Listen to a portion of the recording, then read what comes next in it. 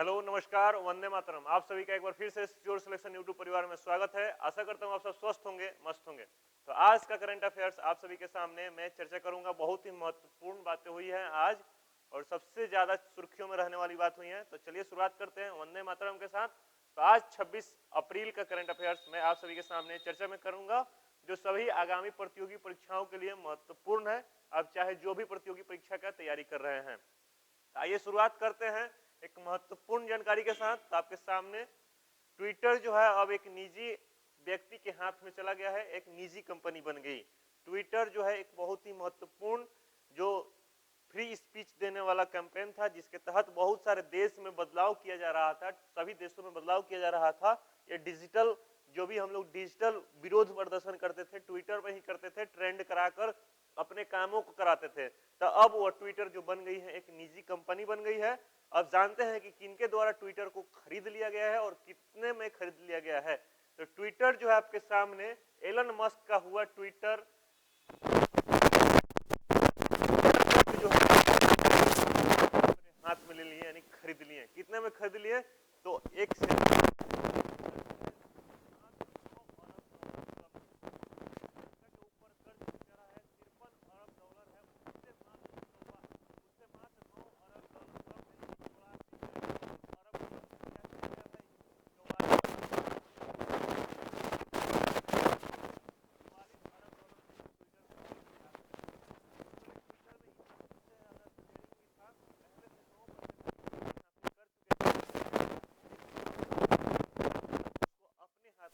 $44 अरब में डील कर लिया है।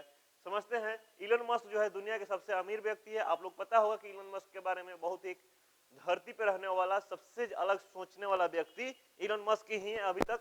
जन्म का नाम इनका जो था एलन र्यू मस्क। थोड़ा सा जानते हैं इलन मस्क के बारे में। इनका जो जन्म का नाम है एलन र्यू मस्क है।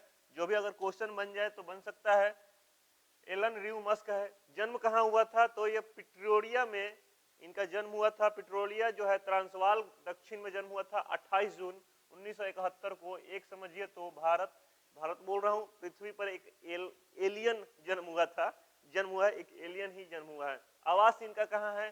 Bel Airs, Los Angeles, California, संयुक्त राज्य, यानी सभी जगह ये अपना आवास ग्रहण करके रखे हुए हैं। ये ऐसे व्यक्ति हैं कोई यूनिवर्सिटी नहीं गए, खुद से पढ़ाई किए। सभी चीज में देखते हैं कि क्या क्या ये हैं। ये हैं क्या भाई? इनका नागरिकता इनके पास क्या है? दक्षिण अफ्रीका का नागरिकता है। 1971 से लेकर अभी तक वर्तमान में इनके पास नागरिकता है। कनाडा का नागरिकता है इनके पास और यूएसए का भी नागरिकता है। कनाडा का नागरिकता इन्हें मिला है 1989 में, इन्हें कनाडा का नागरिकता मिला। और संयुक्त राज्य का 2002 में इन्हें क्या मिला है भाई? नागरिकता मिला हुआ है संयुक्त राज्य का 2002 में। व्यवसाय समझते हैं कि इनका प्रोफेशन क्या क्या है। समझिए, देखिए, ये उद्यमी है, एक इंजीनियर है, कोई भी चीज पढ़ाई नहीं किया है, खुद से पढ़ाई किया हुआ है, खुद का बुक लेकर।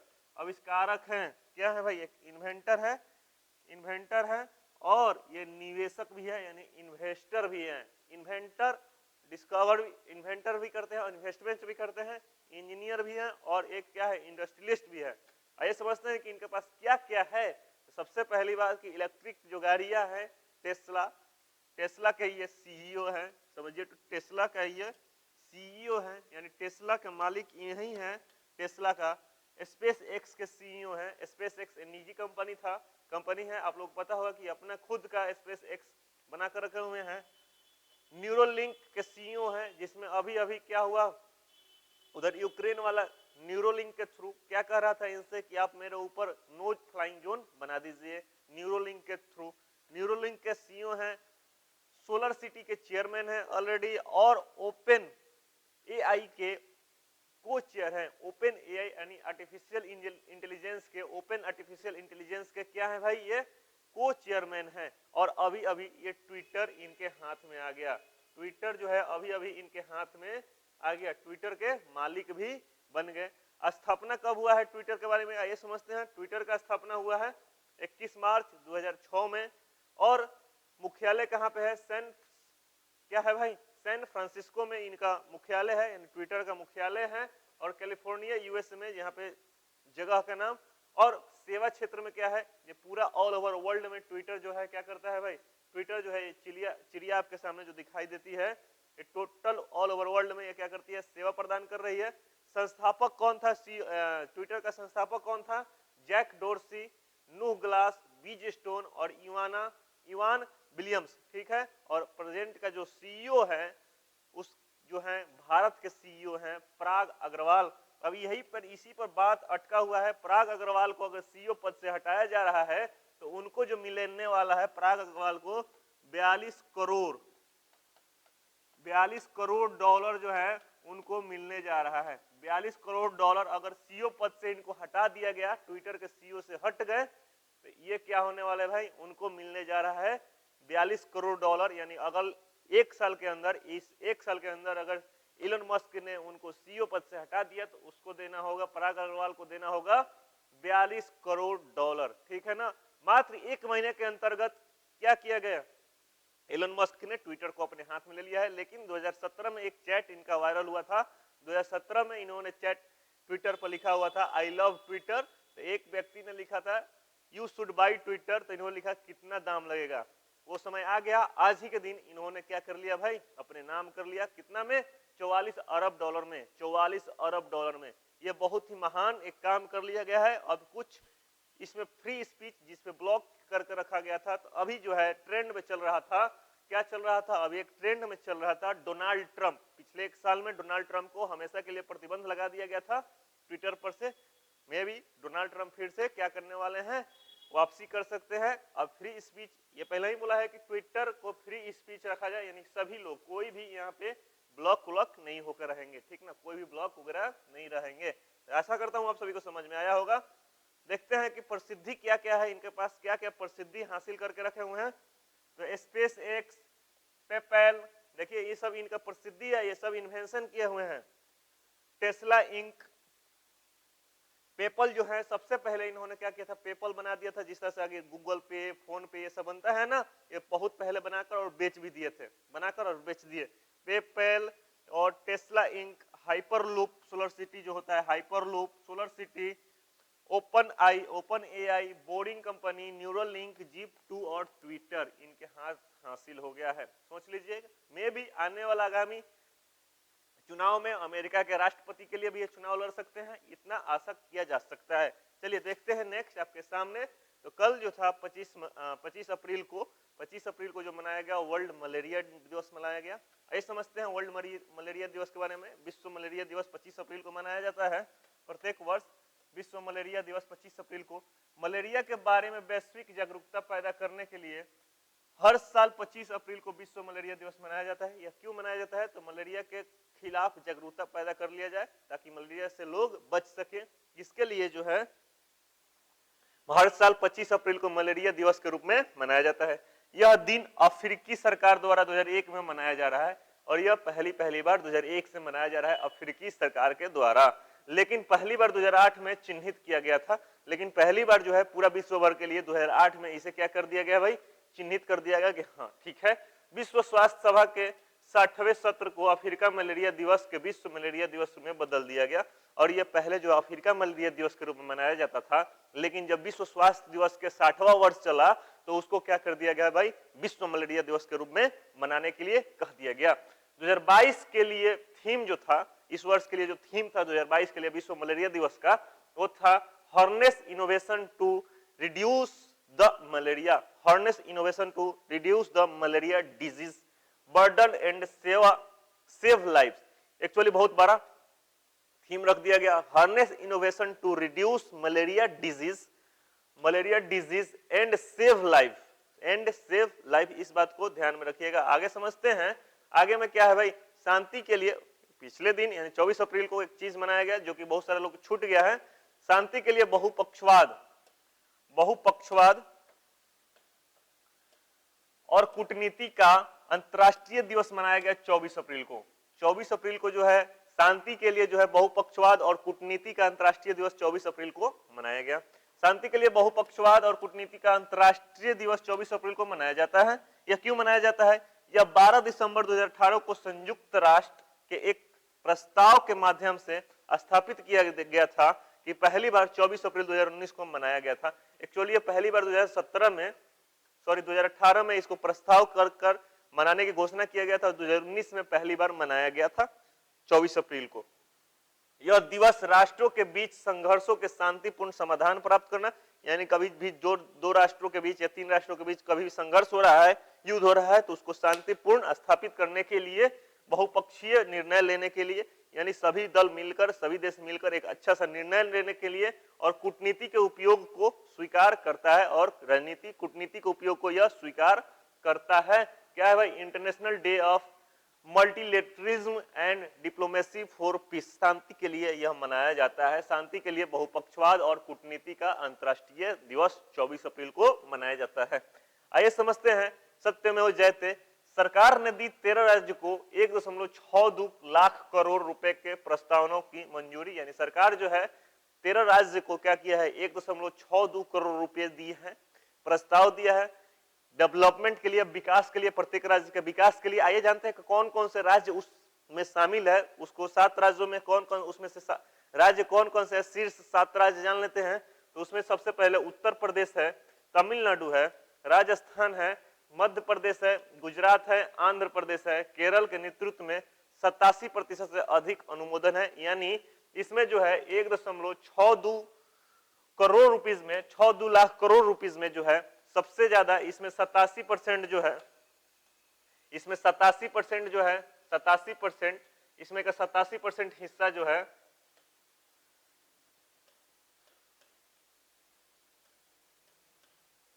इसमें का 87% हिस्सा जो है वो चला जा रहा है कहां पे? इन 7 राज्यों के पास चला जा रहा है। ठीक है, यानी राज्य को स्मार्ट सिटीज में बदलने के लिए, सबसे ज्यादा विकास के लिए यह पैसा अनुमोदन किया गया है केंद्र सरकार के द्वारा। ठीक है ना, इस बात को समझने की कोशिश कीजिएगा बुनियादी ढांचों को सुधारने के लिए। आगे देखते हैं आपके सामने, रक्षा मंत्री राजनाथ सिंह ने असम में किया 1971 के युद्ध के दिग्गजों को सम्मानित, यानी राजनाथ सिंह आप लोग पता होगा कि रक्षा मंत्री हैं, उनके द्वारा 1971 में जो है असम में जितने भी युद्ध सेनानियों थे 1971 में शामिल हुए थे युद्ध में जो भारत पाकिस्तान के बीच हुआ था, इस बात को ध्यान में रखिएगा। उन सभी को क्या किए हैं भाई? सम्मानित किए हैं राजनाथ सिंह के द्वारा। बांग्लादेश, सॉरी समझते हैं पहले क्या हुआ था 1971 में। रक्षा मंत्री राजनाथ सिंह ने 23 अप्रैल 2022 को असम में 1971 के बांग्लादेश मुक्ति संग्राम, ये बांग्लादेश मुक्ति संग्राम भारत क्या हुआ था भाई? पाकिस्तान बांग्लादेश को अलग करने का काम जो भारत ही किया हुआ था, 300 से अधिक युद्ध दिग्गजों को सम्मानित किया हुआ था। इस अवसर पर रक्षा मंत्री राजनाथ सिंह ने द ब्रेव हार्ट्स ऑफ 1971 पुस्तक का विमोचन भी किया है। The brave hearts of 1971, the brave hearts of 1971 पुस्तक का विमोचन भी किए हुए हैं। किसके द्वारा विमोचन किया गया है? तो यह विमोचन जो किया गया है हमारे देश के रक्षा मंत्री राजनाथ सिंह के द्वारा। युद्ध पश्चिमी पाकिस्तान, अब पाकिस्तान और पूर्वी पाकिस्तान बांग्लादेश के बीच सशस्त्र संघर्ष था, यानी पश्चिमी पाकिस्तान और बांग्लादेश के बीच ये युद्ध हुआ था, यानी सशस्त्र एक संघर्ष था 1971 का जो हुआ था। ठीक है, घुमाकर बात हो रही था कि भारत पाकिस्तान का ही युद्ध था। इसके परिणाम स्वरूप बांग्लादेश को पाकिस्तान से स्वतंत्रता मिली थी, और इसके परिणाम जो रिजल्ट हुआ था, बांग्लादेश क्या हुआ था? एक पूर्वी बांग्लादेश बन गया। चलिए आगे समझते हैं, आप सभी के सामने है क्या भाई? मुंबई में प्रधानमंत्री मोदी को मिला पहला लता दीनानाथ मंगेशकर पुरस्कार। ये पहला लता दीनानाथ मंगेशकर पुरस्कार किसको मिला है? तो हमारे देश के प्रधानमंत्री, यशस्वी प्रधानमंत्री, उनको यह पुरस्कार मिल चुका है। समझते हैं, उन्हें मुंबई में आयोजित 80 नंबर का वार्षिक मास्टर दीनानाथ मंगेशकर पुरस्कार समारोह में देश और समाज के लिए उनकी निस्वार्थ सेवा के लिए सम्मानित किया गया है। देश और समाज के लिए उन्हें निस्वार्थ सेवा दे रहे हैं, इसके लिए उन्हें क्या किया गया भाई? सम्मानित किया गया है। यह पुरस्कार लता मंगेशकर, जिनका 2022 की शुरुआत में ही मुंबई में निधन हो गया, आप लोग समझते हैं लता मंगेशकर को, स्वर कोकिला को, उनका निधन हो गया, उन्हीं के नाम पर स्मृति और सम्मान के स्थापित किया गया है, उन्हीं के नाम पर यह पुरस्कार देने की घोषणा कर दी गई है। दिया कब गया? तो आप सभी को पता होगा कि 24 अप्रैल को यह दिया गया। आप समझिए तो प्रत्येक वर्ष 24 अप्रैल को ही यह दिया जाने वाला है। आगे समझते हैं, शुरू हुआ नौसेना कमांडो के सम्मेलन का पहला संस्करण। नौसेना कमांडो का संस्करण जो है, नौसेना कमांडो का पहला संस्करण की शुरुआत कर दिया गया है, यह पहला संस्करण है। 2022 के नौसेना कमांडो के सम्मेलन का पहला संस्करण 25 से 28 अप्रैल यानी कल से शुरुआत हुआ है और 28 अप्रैल तक यह क्या होने वाला है, चालू होने वाला है, शुरुआत होने वाला है। ठीक है, 25 से 28 अप्रैल 22 तक आयोजित किया जा रहा है। सम्मेलन नौसेना कमांडरों के लिए सैन्य रणनीतिक स्तर पर महत्वपूर्ण समुद्री मामलों पर चर्चा करने के लिए एक मंच का आयोजन किया गया है, मंच के रूप में कार्य करता है। और यह बहुत ही महत्वपूर्ण काम है कि जो नौसेना जो है कमांडर, जो जितने भी कमांडर है नौसेना कमांडर, वो सैन्य रणनीतिक स्तर पर क्या करने वाले हैं, महत्वपूर्ण समुद्री मामलों में चर्चा करने वाले हैं। सम्मेलन के दौरान जो है रक्षा मंत्री राजनाथ सिंह और विदेश मंत्री एस जयशंकर नौसेना कमांडरों को संबोधित करेंगे और बातचीत करेंगे, यानी देश के रक्षा मंत्री और विदेश मंत्री एस जयशंकर इन दोनों के द्वारा देश के अच्छे खासे क्या करने वाले हैं, उनसे बातें करने वाले हैं। और ये विदेश मंत्री और रक्षा मंत्री दोनों वहां पे क्या रहने वाले हैं, संबोधित करने वाले हैं। आगे समझते हैं सबसे महत्वपूर्ण आगामी प्रतियोगी परीक्षा के लिए सबसे ज्यादा एक क्वेश्चन बनने वाला है, बन सकता है। Indo American chamber of commerce द्वारा किया गया डॉक्टर बीना मोदी को सम्मानित, किसके द्वारा, Indo American chamber of commerce के द्वारा इनको क्या किया गया भाई, सम्मानित किया गया है। किसको, डॉक्टर बीना मोदी को।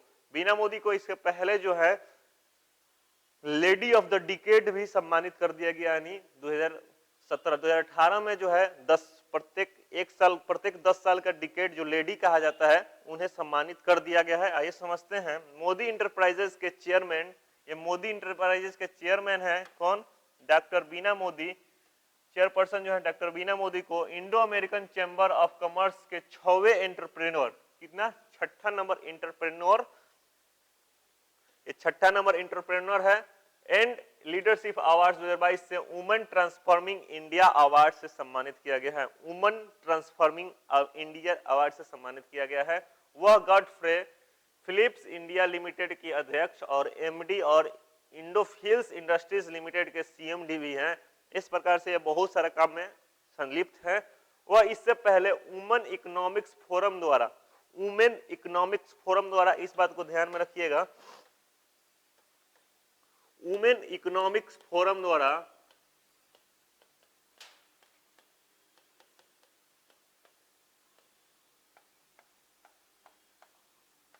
वुमेन इकोनॉमिक्स फोरम द्वारा उन्हें 2018 में क्या कर दिया गया था, उन्हें 2018 में वुमेन ऑफ द डिकेड्स, क्या भाई, वुमेन ऑफ द डिकेड्स से सम्मानित भी किया गया था। किसे भाई, डॉक्टर बीना मोदी को 2018 में वुमेन ऑफ द डिकेड से सम्मानित किया गया। यानी 2011 से लेकर 2020 के बीच जो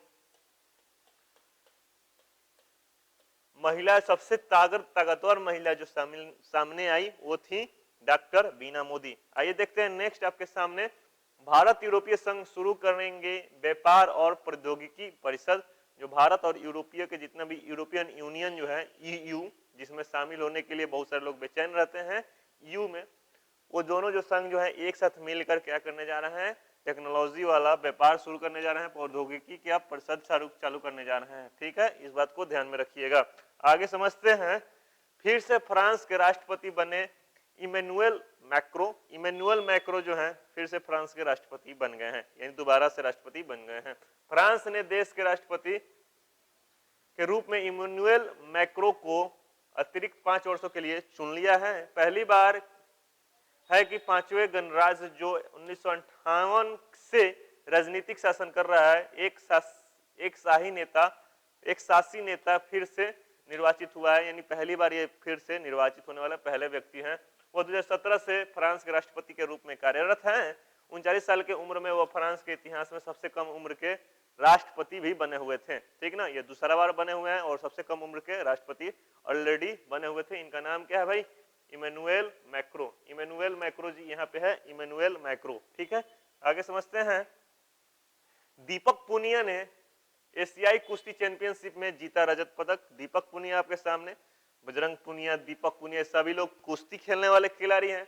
ये कौन सा पदक जीते हुए हैं, तो सिल्वर पदक जीत लिए। ठीक ना, क्या चीज में, एशियाई कुश्ती चैंपियनशिप में। टोक्यो ओलंपिक्स, दीपक पुनिया ने 24 अप्रैल 2022 को एशियाई कुश्ती चैंपियनशिप में, ये टोक्यो ओलंपियन है एक प्रकार से, ऑलरेडी पुरुषों के फ्री स्टाइल 86 किलोग्राम में रजत पदक जीता हुआ है। ये पुरुषों के फ्री स्टाइल 86 किलोग्राम में इन्होंने क्या जीता हुआ है भाई, रजत पदक जीता हुआ है। ये रजत पदक जीता हुआ है। बिक्की ने 92 किलोग्राम में कांस्य पदक जीता हुआ है। और वहीं पे एक बिक्की भी खिलाड़ी हैं जो क्या है, एक कुश्तीकारक ही हैं, कुश्ती ही लड़ते हैं। भारत के उलान बटोर में कुल 17 पदक जीते हुए हैं। और भारत ने उलान बटोर में कुल कितने पदक जीत लिए, 17 पदक जीते हुए हैं, जिसमें एक स्वर्ण पदक है, जिसमें एक गोल्ड मेडल है, 5 सिल्वर है और 11 कांस्य पदक शामिल है। टोक्यो पदक विजेता रवि कुमार दहिया, टोक्यो में रवि कुमार दहिया भी पुरुषों में 57 किलोग्राम में भार में एकमात्र स्वर्ण पदक जीता हुआ है। और रवि कुमार दहिया जो है एकमात्र स्वर्ण पदक जीतने वाले हैं एशियाई कुश्ती चैंपियनशिप में। आगे देखते हैं, आइए सुनते हैं, आसानी से सुन लेंगे, समझ में आ जाएगा। आज का करंट अफेयर्स आपके सामने जबान पर याद हो जाएगा।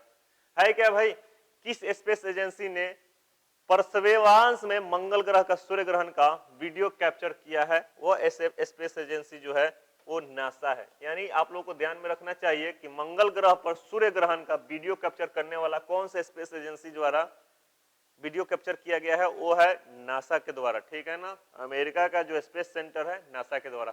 केंद्र सरकार ने हाल ही में किस अर्थशास्त्री नीति आयोग को उपाध्यक्ष बनाया है? सुमन बेरी को। कल के करंट अफेयर्स में मैंने चर्चा करा चुका हूं। हाँ, और इस बात को ध्यान में रखिएगा, इसका पीडीएफ ऑलरेडी टेलीग्राम चैनल पर जाता है। टेलीग्राम चैनल से जरूर जुड़ जाइएगा। श्योर सिलेक्शन ही टेलीग्राम चैनल का नाम है।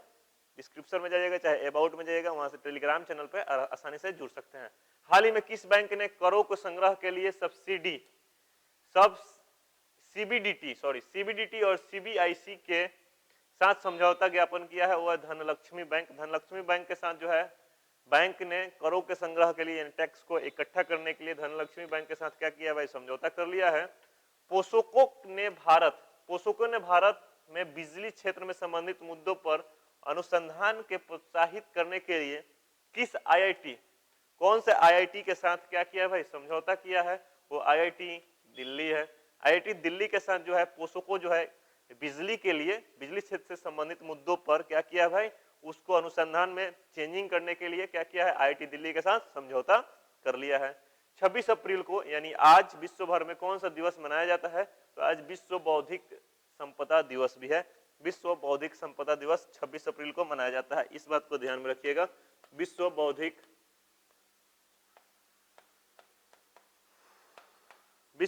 संपदा दिवस 26 अप्रैल को मनाया जाता है। विश्व बौद्धिक संपदा दिवस के रूप में मनाया जाता है। ठीक है। भारत ने हाल ही में किस पड़ोसी देश को ईंधन खरीदने में मदद करने के लिए $500 मिलियन की वित्तीय सहायता देने की घोषणा किया है? वो है श्रीलंका। ठीक है भाई, श्रीलंका को भारत बहुत सारा मदद कर रहा है। ठीक, बहुत सारा मदद किया है। तो $500 मिलियन जो है भारत ने श्रीलंका को गैस यानी ईंधन खरीदने के लिए पैसा दिया हुआ है। किस देश के राष्ट्रपति चुनाव में इमैनुअल मैक्रो को एक बार फिर से राष्ट्रपति चुना है? तो फ्रांस के एक बार फिर से राष्ट्रपति बन चुके हैं इमैनुअल मैक्रो। किस देश ने हाल ही में विश्व की सबसे शक्तिशाली परमाणु सक्षम अंतर महाद्वीपीय बैलिस्टिक मिसाइल RS-28 सरमत का परीक्षण किया है? RS-28 सरमत का परीक्षण किया है। तो सबसे जो है शक्तिशाली मिसाइल है, यह है रूस देश के द्वारा क्या किया गया है, परीक्षण किया गया है। हाल ही में किस राज्य में 165 फीट लंबा भारतीय राष्ट्रीय ध्वज फहराया गया? तो मैंने कल बताया हुआ था, मणिपुर में क्या किया गया भाई, सबसे लंबा देश का पूर्वी क्षेत्र का सबसे लंबा झंडा फहराया गया मणिपुर में 165 फीट का। अंतर्राष्ट्रीय जल सम्मेलन 2022 का मेजबान देश कौन है? तो सिंगापुर जो है अंतर्राष्ट्रीय जल सप्ताह और जल सम्मेलन 2022 का मेजबान देश बना है सिंगापुर। तो आशा करता हूं आज के करंट अफेयर्स आप सभी को समझ में आया होगा। चलिए मिलते हैं नेक्स्ट क्लास में। जाने से पहले एक बात बोलूंगा, अगर चैनल पर नए होंगे तो सब्सक्राइब जरूर कीजिएगा, वीडियो अच्छा लगेगा तो शेयर जरूर कीजिएगा, लाइक करना बिल्कुल भी ना भूलिएगा, कमेंट सेक्शन में जरूर फीडबैक दीजिएगा। चलिए मिलते हैं नेक्स्ट सेक्शन में। जय हिंद।